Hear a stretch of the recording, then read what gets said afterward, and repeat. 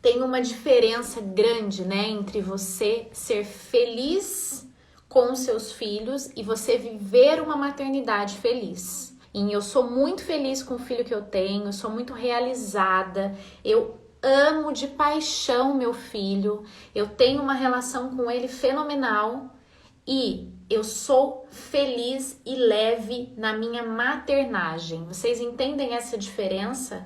É um caminho grande que existe e é algo que muitas vezes quando a gente se torna mãe, a gente consegue vivenciar na prática.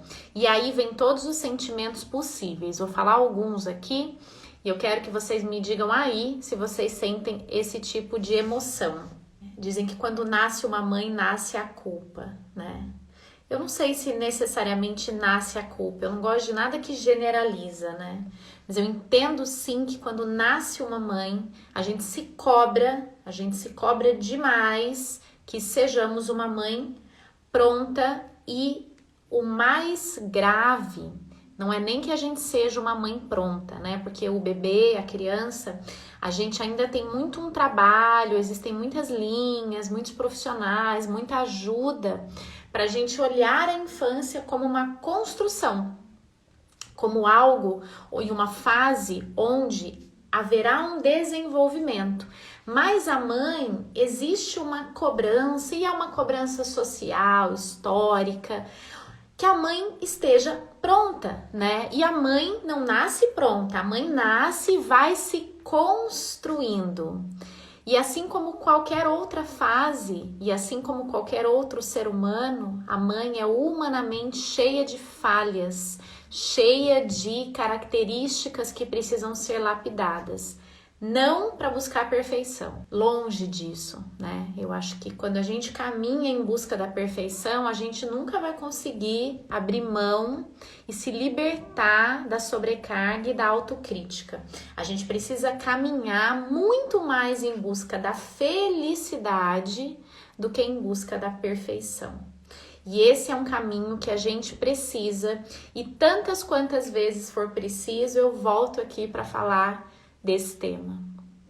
Afinal, a gente é mãe e a forma como a gente materna, a forma como a gente vivencia a nossa maternidade, gente, ela vai influenciar qualquer estratégia, qualquer dificuldade da criança, qualquer demanda familiar. Então, nós mães somos muito, muito importantes nesse processo.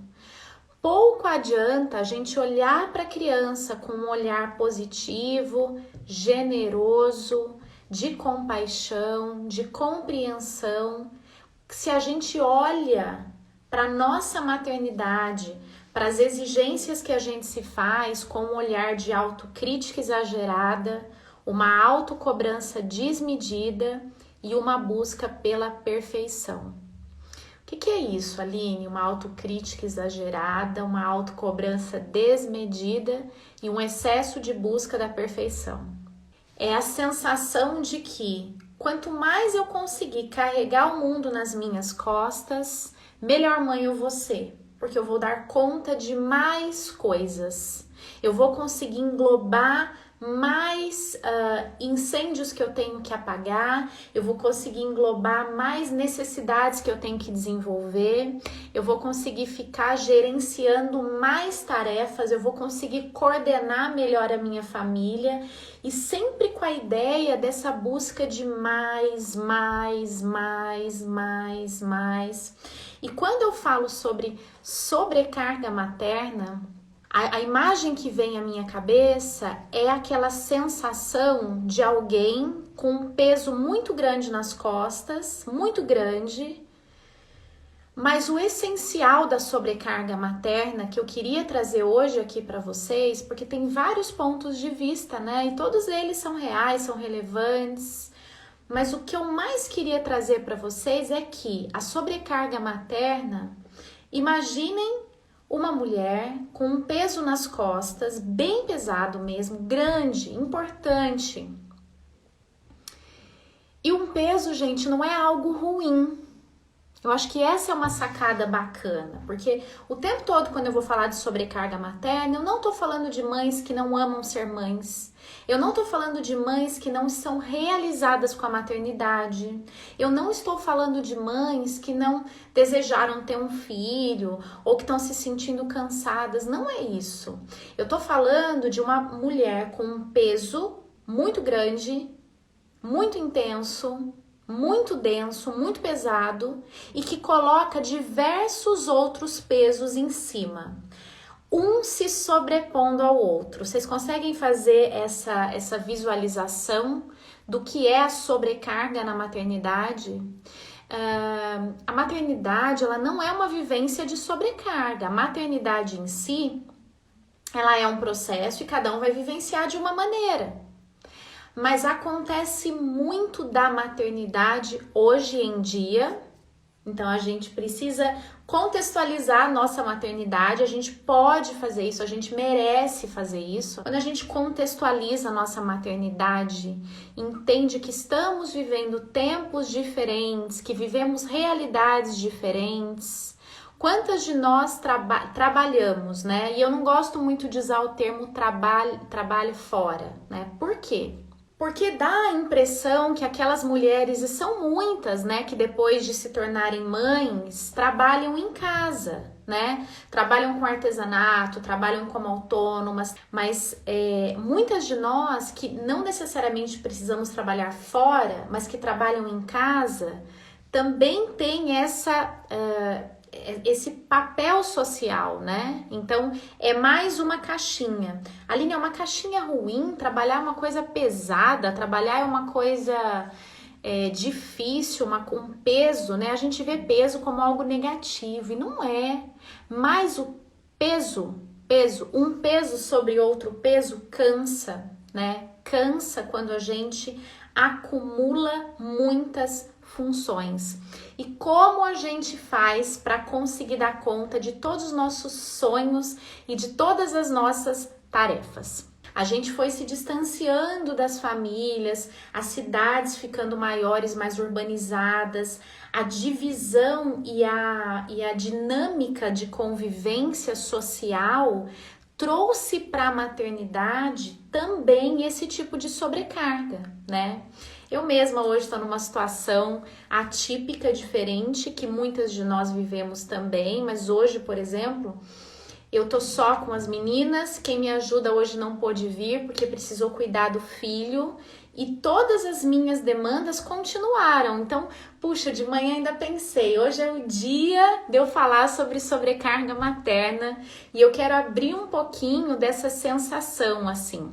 Eu sei que vocês vivem isso, mas eu acho que quando vem alguém aqui, desse outro lado aqui da tela do celular, e fala sobre isso, eu acho que isso gera uma empatia terapêutica tão grande e é tão importante a gente se sentir acolhido, entendido e visto, e isso tem o poder de validar as nossas dificuldades e as nossas emoções. E aí, falando isso, validando as nossas emoções, a gente pratica algo que eu vou explicar para vocês lá nas estratégias.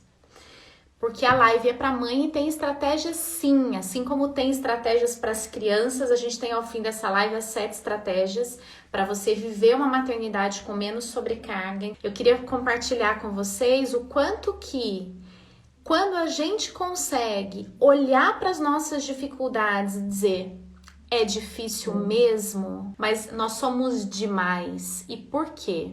Porque quando a gente olha para nossa dificuldade e valida que é difícil sim, ao invés da gente dizer, tô acostumada, eu dou conta, tá tudo certo, tá tudo bem. Quando a gente invalida a dificuldade, a gente tá indo contra uma prática que é algo que quem anota a live aí, anota agora isso aí no caderninho. E quem não anota, eu vou fazer um resumo bem bacana e vou mandar para vocês ali pelo meu Telegram. Então quem não tá no Telegram, entra no Telegram e entenda que quando a gente olha para dentro e quando a gente entende, assume as nossas dores, dificuldades, elas estão ali, a gente pratica uma coisa chamada autocompaixão. Autocompaixão é diferente de autopiedade. Às vezes quando a gente pensa em autocompaixão, dá uma ideia, né, de Ah, meu Deus, que difícil ser mãe, né? Não é isso não. A autopiedade, ela olha, você faz com que você olhe para você mesma com muita dó, com uma noção de que você é sofredora e que mais ninguém no mundo sofre tanto quanto você, que o seu sofrimento é maior que o sofrimento do outro. A autopiedade, ela faz com que você olhe para você e tenha a noção de que você existe acima de outras pessoas. Não é que você quer se sobrepor, mas a sua percepção, ela não envolve a percepção do outro. E eu acho que nós mães, mulheres, eu acho que a gente precisa se olhar de um jeito mais empático. A autocompaixão faz com que a gente olhe para os nossos sentimentos, nossas emoções, que a gente entenda que aquela emoção é difícil, que a gente entenda que aquela vivência é pesada sim, é difícil sim, e a gente pode dar conta dela, mas que a gente pode ser generosa e compreensiva com as nossas dificuldades. Que a gente pode se acolher. Veja bem, eu fiquei muito preocupada e assim, bem direcionada para vir aqui falar com você, que pode dizer assim para mim aqui: Aline, mas eu não tenho rede de apoio. Aline, mas eu não tenho como dividir as tarefas com alguém. Aline, o ideal é que eu tivesse essa pessoa. E a gente vai falar um pouco disso aqui nas estratégias. Mas eu queria dividir, eu queria que fosse mais partilhado, mas eu não tenho. Claro que a participação do outro, é claro que o comprometimento do outro, tanto da rede de apoio quanto do pai, né? Como a gente está falando para a mãe, o envolvimento do pai, o comprometimento do pai, ele é um dever, né? O pai, tanto o pai quanto a mãe têm o dever da educação da criança. Mas a gente sabe que não é uma realidade para todo mundo. E eu nunca venho aqui falar de uma maternidade idealizada, porque não é a maternidade que eu vivo, não é a maternidade que eu encontro no consultório, não é a maternidade das mensagens que eu recebo aqui em inbox todos os dias, não é a maternidade de vocês que colocam aqui para mim. Então a autocompaixão é algo que a gente precisa desenvolver sozinhas. A gente precisa desenvolver a autocompaixão pela nossa maternidade. Na verdade, a gente pode estender pelo nosso processo de vida, né? Pelo fato de sermos mulheres, ponto. Mas sobre a nossa maternidade, que é o tema aqui hoje, a gente precisa desenvolver esse olhar generoso. Vou dar para vocês um exemplo. Tentem imaginar uma situação na qual vocês se cobram muito, tá? Vou dar alguns exemplos aqui. Puxa, eu não tô conseguindo fazer tanto as tarefas da minha filha com ela como eu gostaria. Um exemplo meu. De outras mães. Puxa, eu não tô conseguindo dormir com meu filho todas as noites porque eu trabalho em turnos alternados. Puxa, eu gostaria tanto de ser mais paciente. Às vezes eu erro a mão e depois eu me arrependo, Aline. Ou, nossa, como eu gostaria de conseguir fazer todas as coisas da casa, tudo do meu trabalho e ficar mais calma. Às vezes eu fico estressada e eu acabo gritando, acabo me arrependendo depois, me sinto culpada. Todos esses processos, imagina que vocês estão ouvindo a fala de uma amiga para vocês. Imagina que a sua dor na sua sobrecarga materna aí, você tá ouvindo de uma amiga. Façam esse exercício. A nossa tendência, via de regra, né? A nossa tendência maior é que a gente escute a dor de uma amiga, de uma conhecida, de uma história que a gente tá vendo no jornal, na TV. Enfim, eu tava vendo um seriado há pouco, eu tava vendo uma médica sofrendo porque ela tava em dúvida se ela, né, continuaria a carreira ou se ela cuidaria dos filhos e atenta a essa questão da sobrecarga, fiquei ali. Nós somos muito mais empáticas, generosas, compreensivas, carinhosas e afetivas com o outro, com a outra mãe, do que com a nossa história. Então, se eu venho aqui contar para vocês, puxa, hoje eu tô cansada, aconteceu uma coisa, eu tô me sentindo assim, ou eu tô num projeto novo no trabalho, tô menos com as crianças, Ou eu estou mais com as crianças e menos aqui, não consigo responder todos os stories, todos os inbox aos fins de semana, por exemplo. Hoje eu não consigo mais dia nenhum. Mas se eu venho aqui, eu recebo uma chuva de mensagens de encorajamento, o que é lindo. Aline, você é ótima, você já me ajudou nisso, você já ajudou, você ajuda, tá tudo bem. Eu também me sinto assim, olha, eu também sinto isso. Que bom você dizer isso aqui, que bom ver que uma psicóloga pode dizer que também tem seus desafios, que também sente as suas dores, que também vive dificuldades na maternidade, sim, e tudo mais. E por que que isso é tão importante? Por que que é tão fundamental a gente perceber o quanto que a gente olha com generosidade para a história, para as falhas, para as dificuldades, para as faltas da outra? Porque nós não temos essa autocompaixão. Porque a gente não exercita esse olhar de, puxa, hoje eu estava estressada, mas... E não é ignorar, e não é não ter autocrítica, não. Puxa, eu tava estressada hoje, mas amanhã vai ser um dia melhor. Eu vou me comprometer e amanhã eu vou tentar fazer diferente. E hoje eu tô precisando de um tempo pra mim. Hoje eu tô precisando de uma taça de vinho, de ler um livro que eu gosto, de relaxar um pouco, de não me preocupar com isso agora. Esse acolhimento, gente, ele nos engrandece enquanto mães. Ele nos abastece. Queria contar para vocês que existe um estudo sendo feito, existe uma síndrome mesmo, um transtorno do DSM, que é a síndrome de burnout, que é uma síndrome de estresse agudo diante de uma atividade laboral, uma sobrecarga muito grande que só se caracteriza quando ela é vivenciada dentro do trabalho, que é a síndrome de burnout, né? Muitas pessoas já ouviram falar, já viveram, muitas pessoas na mídia hoje falam sobre transtornos psicológicos, a gente acaba, mesmo não tendo ou não tendo ninguém próximo com o transtorno, a gente acaba reconhecendo e entendendo sobre esses transtornos. E já existem pesquisas, até anotei o nome dele aqui para eu não errar, é o Dr. Arthur Danila, que está fazendo uma pesquisa no Instituto de Psiquiatria do Hospital das Clínicas de São Paulo, lá na USP, falando sobre a síndrome de burnout materno, que é um conjunto de sintomas, estresse, insônia, irritabilidade, falta de energia, ansiedade, ligados à vivência da maternidade. Ainda não é um transtorno descrito pelos diagnósticos, pelos manuais diagnósticos de saúde mental, ainda não é, mas é muito provável que entre. Pensem bem, um transtorno mental próprio da maternidade, ligado à sobrecarga, né? A gente sabe que a síndrome de burnout é uma sobrecarga no trabalho.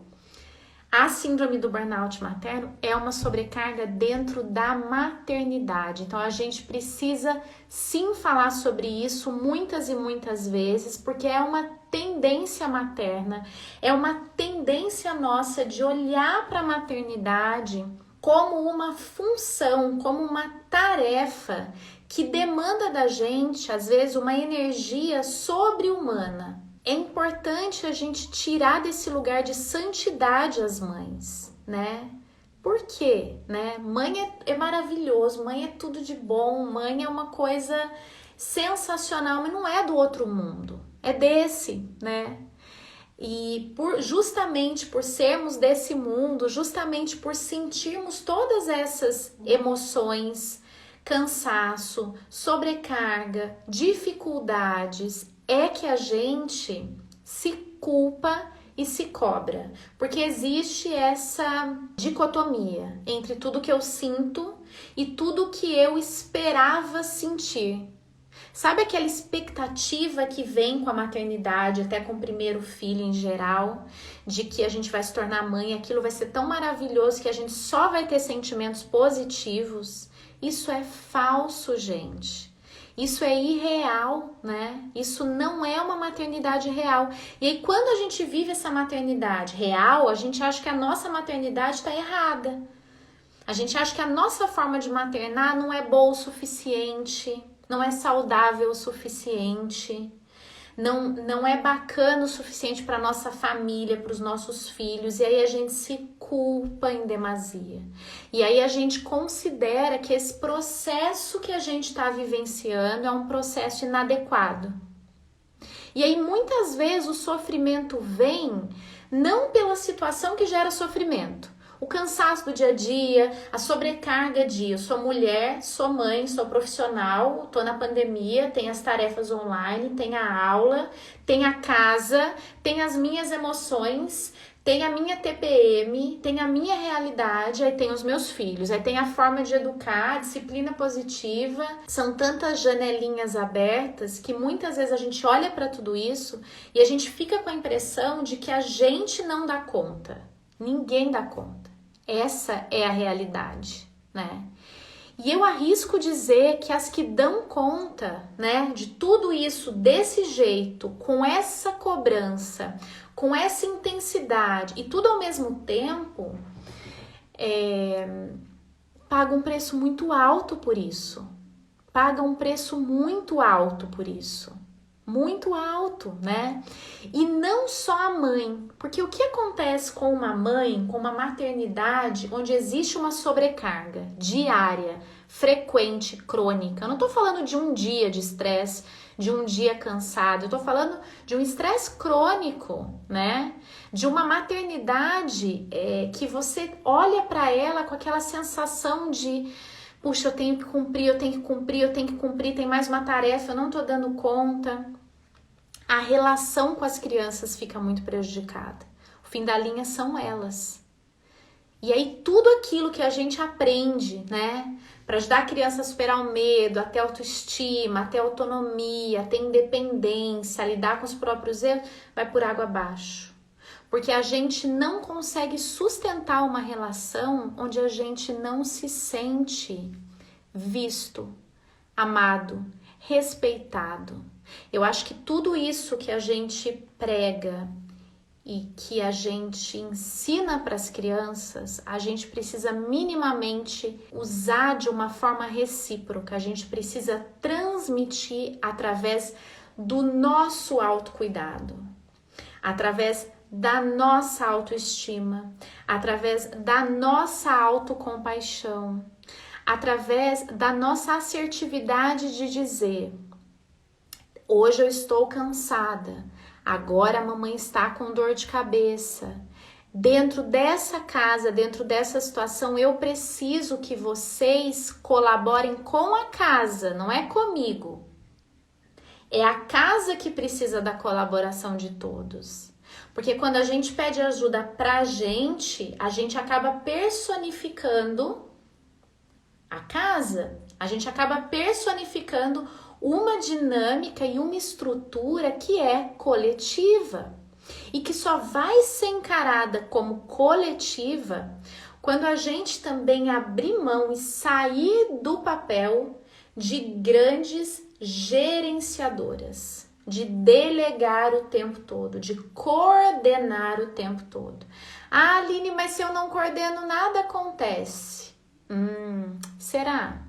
Será que a gente, com essa justificativa de que se a gente não coordenar, nada acontece, a gente não acaba ficando numa zona de conforto e não mudando essa dinâmica de que a mulher pode sim trabalhar fora, pode sim viver uma maternidade leve, pode e deve ser respeitada, desde que a casa esteja em ordem, desde que ela esteja bem, desde que ela não cobre em excesso, desde que ela não exija que todos delegam, todos colaboram com a casa, todos participam. Então, essa é a nossa verdadeira liberdade dentro da maternidade. É a gente poder olhar os nossos processos internos, as nossas dores, o nosso cansaço e entender que isso não tem a ver só com o estabelecimento de uma rotina nova. Isso também tem a ver com a liberdade da gente poder ser incluído na prioridade da família. Ora é a criança, ora é o marido, ora é a mãe. Isso precisa acontecer.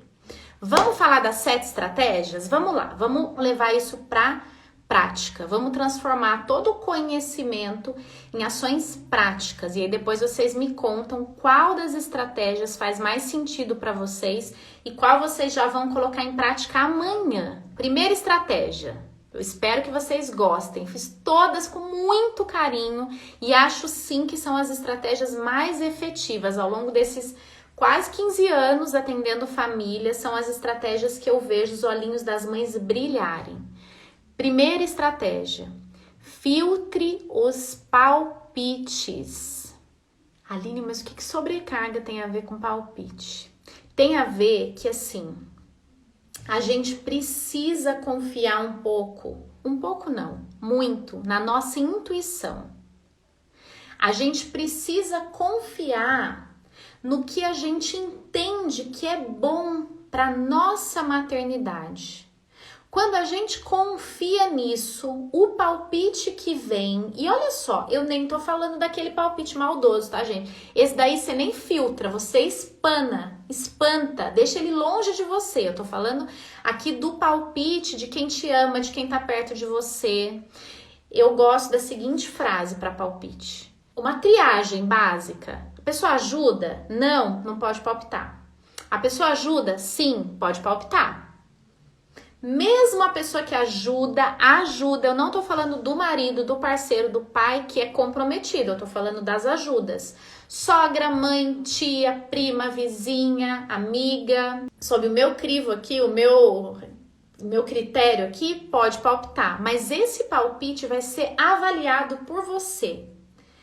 O crivo é seu, vocês precisam se empoderar desse lugar. Uma coisa que fez sentido para alguém, que foi bom para alguém, que foi maravilhoso para alguém, que transformou a vida de alguém, pode não ter nada a ver com você, com a sua realidade, com o que você acredita, com o que funciona para o seu filho, que só você conhece.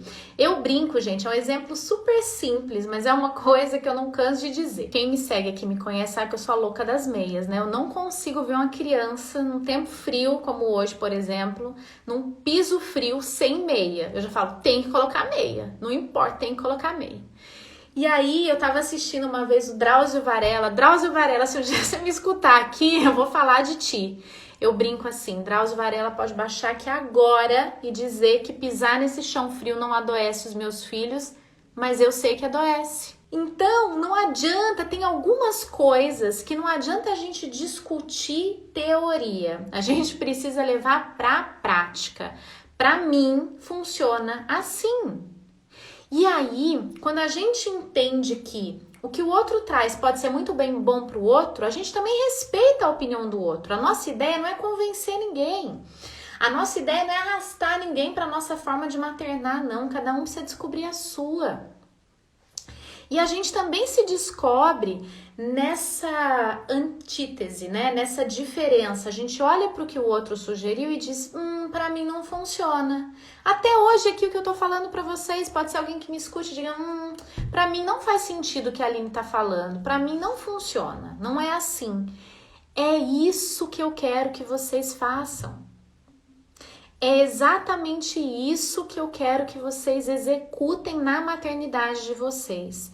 Tem que fazer sentido. Bom, segunda estratégia, não se compare, tá? Mães perfeitas são mães que ainda não pariram ou mães que estão nas redes sociais. Ai, Aline, mas você tá na rede social, né?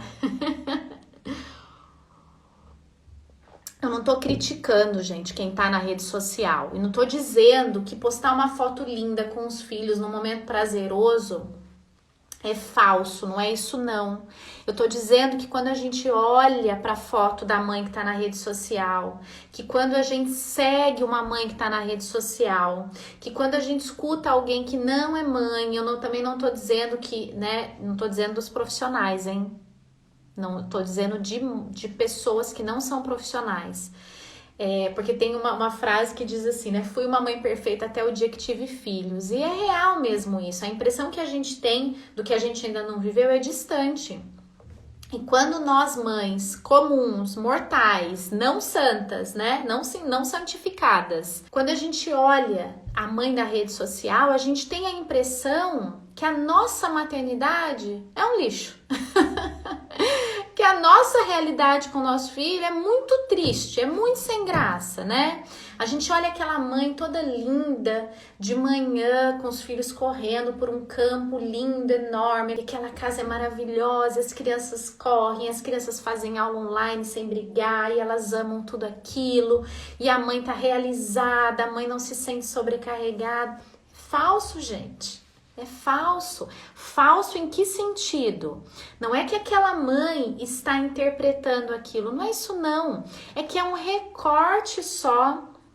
A gente não tá vendo a noite que ela não tá conseguindo fazer o filho dormir com a autonomia que ela deseja. A gente não tá vendo os desejos dela que não estão atendidos, as dificuldades que ela tem, a solidão, a depressão. Hoje eu postei aqui nos stories a Natália Arcuri falando sobre depressão. Por quê? Porque eu achei muito interessante a gente entender que mulheres fortes, realizadas e poderosas também têm doenças mentais, também podem ter dificuldades, e ela não é mãe.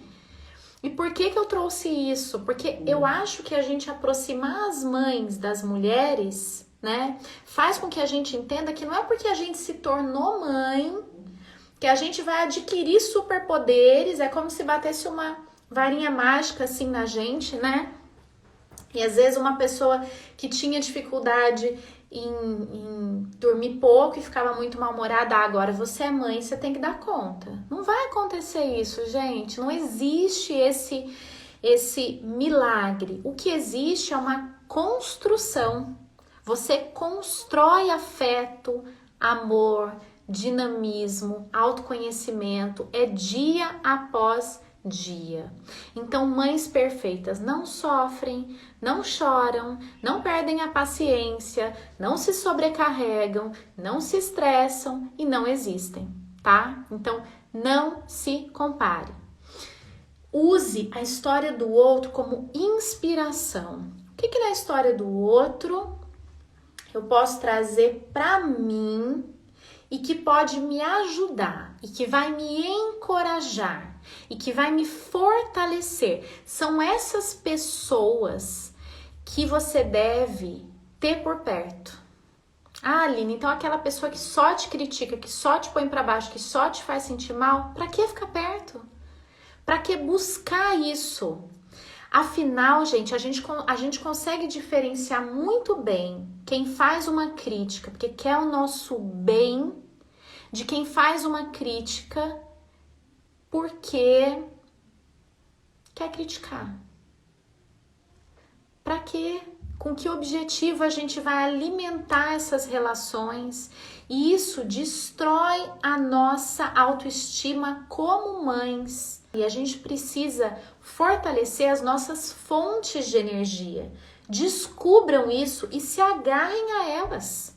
Se aproximem delas. Bebam dessa fonte, troquem energias desse jeito. Então, descobrir o que te faz bem, o que te encoraja, o que te alegra enquanto mãe, o que te torna mais capaz, mais animada, mais disposta. Por quê, gente? Eu não tenho aqui nas estratégias uma dica para você não se sentir cansada e nem para você exterminar as tarefas que você tem que fazer. Porque cada um de nós sabe que a gente tem muitas tarefas, que a maternidade tem dia que é muito cansativo, tem dia que é frustrante, tem dia que é chato. Tem uma frase legal que diz assim, nem tudo é uma doença mental. Tem coisa que é só chatice mesmo. Então tem momentos, tem fases da criança, do adolescente e tal, e dependendo das nossas características, é uma fase que pra gente é chato. E acontece isso e tudo bem. Tudo bem a gente reconhecer isso. Terceira estratégia. Assumam com clareza a pessoa que cada uma de vocês é. Tem mãe que quer parar de trabalhar para cuidar dos filhos. Assumam isso. Aceitem isso. Você não precisa fazer o que a coleguinha fez para você se sentir mais realizada. Se isso for uma inspiração de um desejo seu, você pode se sentir mais realizada.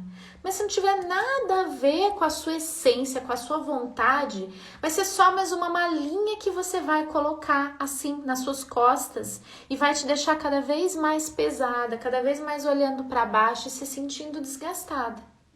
Então, assumir, eu quero ser uma mãe que trabalha sim. Assumir quem você quer ser, afinal, se a gente não sabe onde a gente quer chegar, qualquer caminho serve. E aí a gente vai ficar à deriva na expectativa do que pode dar certo ou não.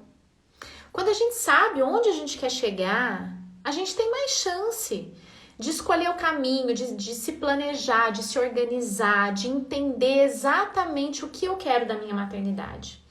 Eu quero que os meus filhos guardem momentos afetivos, as memórias afetivas que eu falo tanto. Eu quero que os meus filhos venham até mim quando eles tiverem uma dificuldade. Eu quero que eles possam se abrir comigo, mas eu quero também que eles possam entender que existe uma hierarquia. Eu quero que eles possam entender que é preciso que haja respeito. Eu quero que eles entendam que eu sou o adulto da relação. É importante você definir, você buscar contornos para a maternidade que você quer vivenciar. Porque é isso que vai te trazer leveza. É você estar alinhada com o seu propósito. Não é você só tirar tarefas da listinha de tarefas. Não é só você reduzir atividades. É você definir o que é o seu propósito. Porque aí, gente, aí não tem segunda, 9 e 10 da noite que te faça se sentir mal. Você vai se sentir feliz. E é isso que vai fazer com que você de fato esteja alinhada com a leveza que a maternidade pode te trazer.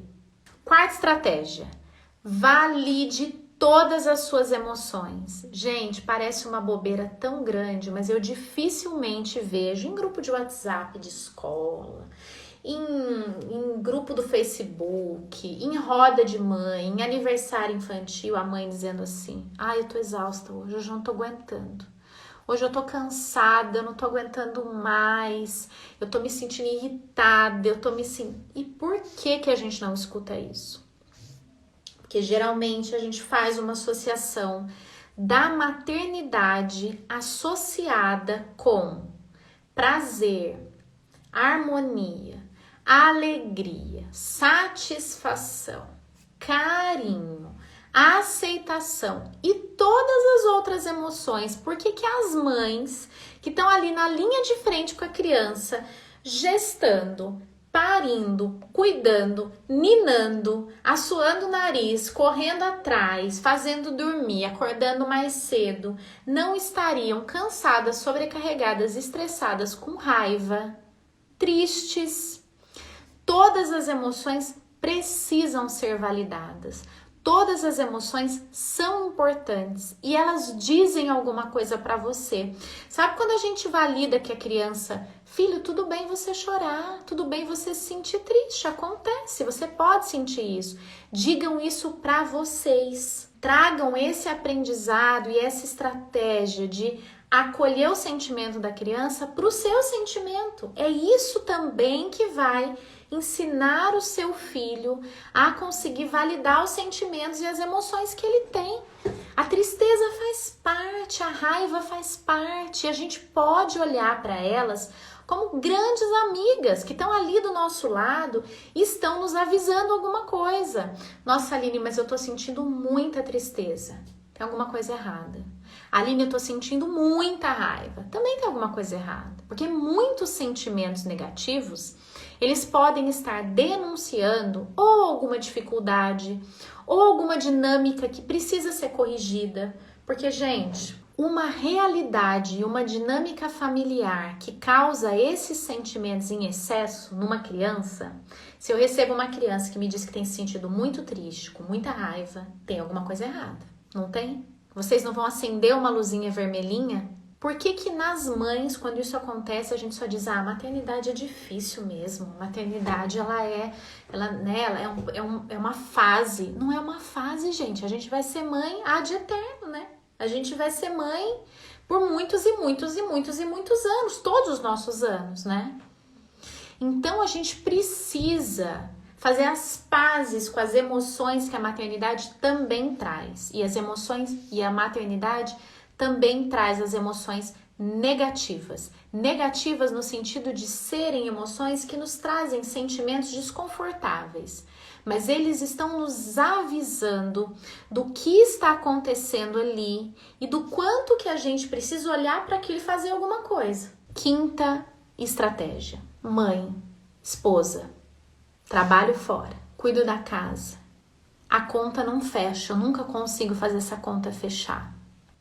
E olha, Aline, eu divido com o meu parceiro, meu marido me ajuda muito. Meu marido, ele divide comigo as tarefas, eu levo na escola, ele busca, um dia eu faço a tarefa, outro dia é ele. A quinta estratégia diz assim, reveja os itens subnotificados. O que é isso? Muitas vezes a gente pega e faz assim, puxa, mas eu tô fazendo tanta coisa. Quem leva a criança para tomar vacina? Quem cuida se a calça ficou curta? Quem fica atento para saber quando exatamente o antibiótico acaba? Quem sabe qual que é o remédio antialérgico que a criança tem que tomar caso ela seja picada por uma formiga?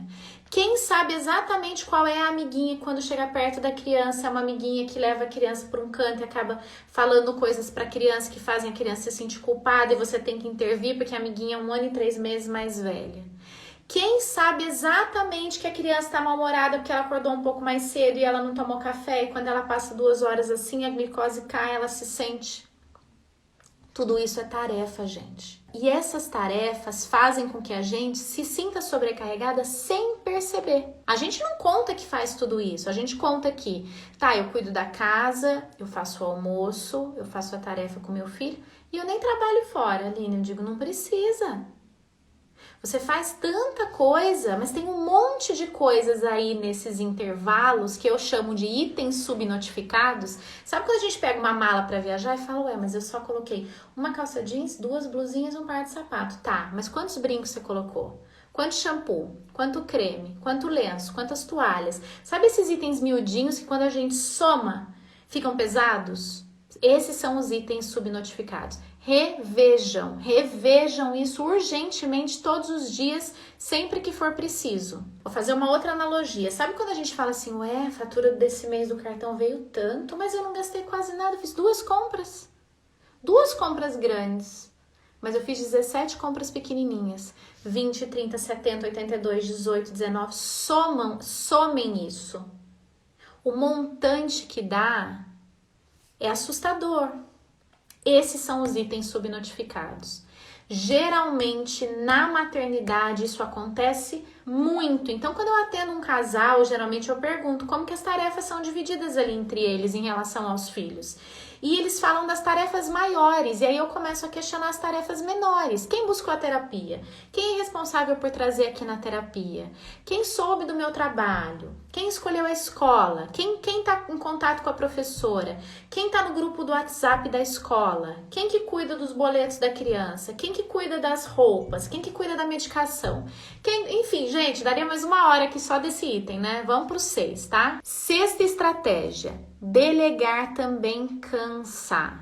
Mas parece uma coisa tão batida, né? Que a mulher delega e o homem executa no sentido da maternidade. A mãe delega, o pai executa. A mãe pede, o pai ajuda. A mãe cuida e o pai distrai. Gente, delegar cansa muito. Porque quem delega tem que fazer sempre uma avaliação complexa. Sempre tem que olhar o todo, pensar nas consequências, pensar na divisão das tarefas, traçar um objetivo, uma estratégia e sair delegando. E mais, delegando e cobrando, né? Então, qual é a minha sugestão? Não adianta parar de delegar e deixar que as coisas aconteçam. Não é essa a estratégia. A estratégia é: busquem organizar de uma forma mais em conjunto uma rotina que já inclua as tarefas que vocês sabem que tem que ser executadas, que já inclua uma divisão melhor das tarefas, porque aí vocês não vão precisar ficar delegando o tempo todo dia, toda hora. Então, façam essas reuniões, esses combinados, tem que fazer. Porque é a saída para a gente sair desse papel de delegar o tempo inteiro. E mais, quando a gente faz isso, a gente também consegue incluir o olhar dos dois, tanto do pai quanto da mãe, tá? E última estratégia. A culpa pesa demais. Sobrecarga não é um peso excessivo. Sobrecarga não é um exagero de expectativa, de funções e de tarefa. A culpa pesa demais. Aceitem as necessidades de vocês. Aceitem as falhas, aceitem os momentos difíceis, aceitem os momentos em que vocês não conseguem regular uma emoção. Todos nós vivemos isso, porque as mães não viveriam. Você está em busca de ter uma autorregulação melhor, de não gritar, de ser mais paciente, de ser mais tolerante, de ser mais amorosa na hora de falar. Isso não significa que não vai ter momentos que você vai se irritar, vai se estressar, vai agir de uma maneira que você vai dizer, não mandei tão bem, não foi tão legal. Mas olhe para isso com responsabilização. Bom, isso eu não gosto, não gostei, preciso fazer diferente. E faça. E não coloque aquilo como um peso gigante. Sabe aquele peso de tô me sentindo culpada porque eu fiz errado, Aline? Ou tô me sentindo culpada porque eu deixei de fazer. Então é como se não tivesse alternativa, é como se a culpa, além de toda essa sobrecarga, e vou dizer uma coisa para vocês agora para finalizar, porque a gente tá no finalzinho, que é a seguinte: a culpa geralmente ainda vem de pessoas que fazem muito. De pessoas que se comprometem em excesso, então elas querem tanto, elas se comprometem tanto, elas produzem tanto e elas fazem tanto que quando elas erram, quando elas deixam de fazer, aquilo aparece. Porque quem não se entrega, não está comprometido e envolvido, dificilmente sente culpa. Seguinte, não apague a luz maravilhosa que é dar à luz. Ser mãe é fenomenal, então brilhem na maternidade de vocês. Tá bom? Beijo!